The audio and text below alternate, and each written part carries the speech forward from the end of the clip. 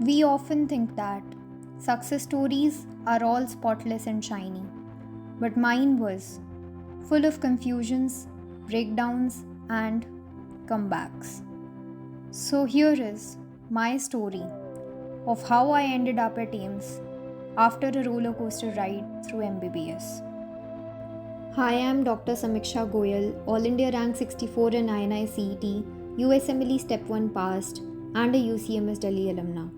But before all this, I was just another girl sitting in a mess of notes and self doubt. Like an average medico, I too wanted to become a nice and kind hearted doctor who is famous and smart too, but I didn't know how. So, falling into the footsteps of our seniors and chilling over chai, I kept studying from multiple different resources, navigating MBBS one day at a time, but totally directionless. और देखते ही देखते internship started.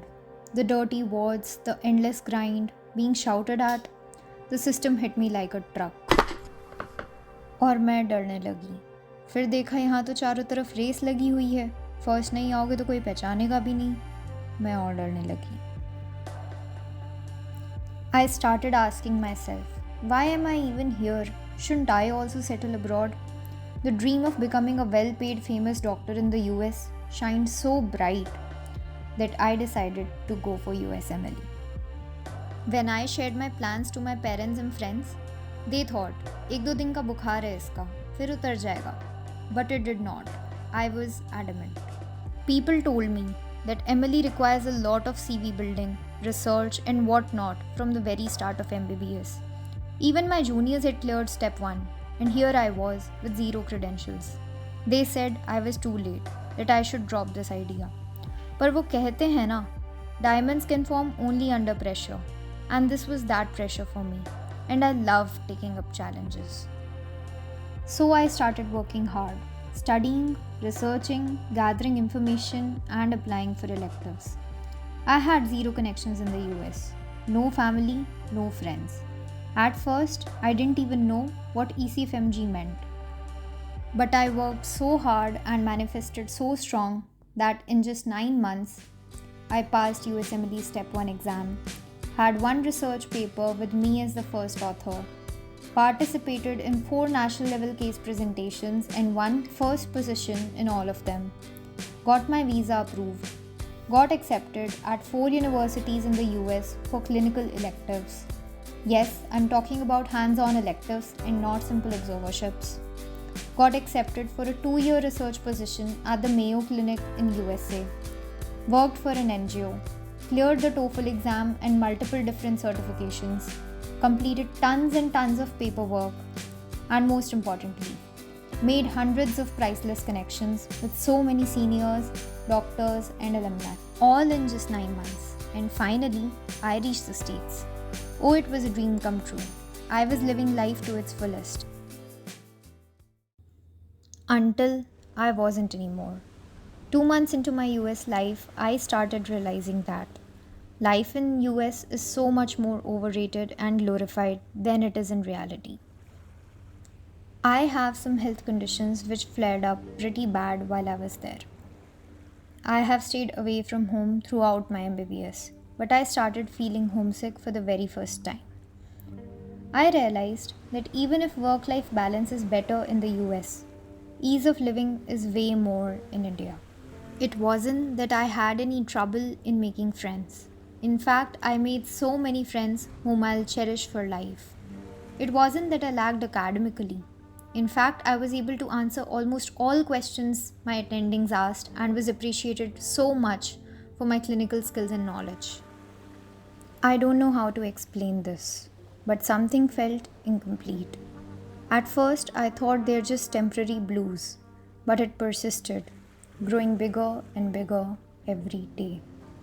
I was so confused and guilty that I've spent so much of time and money on this process. I've even ruined my chances at NEET PG. Now what?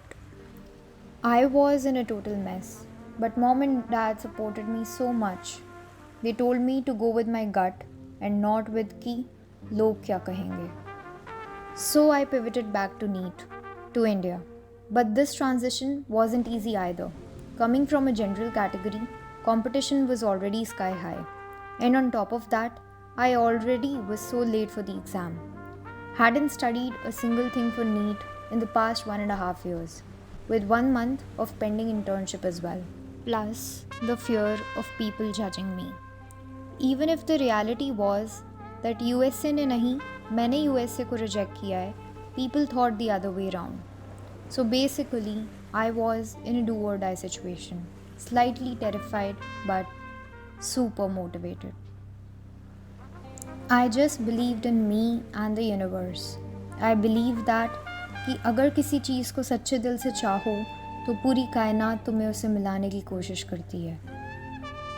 और US से आकर standards तो मेरे थोड़े high हो ही गए थे. Now I wanted only AIIMS and nothing less than that.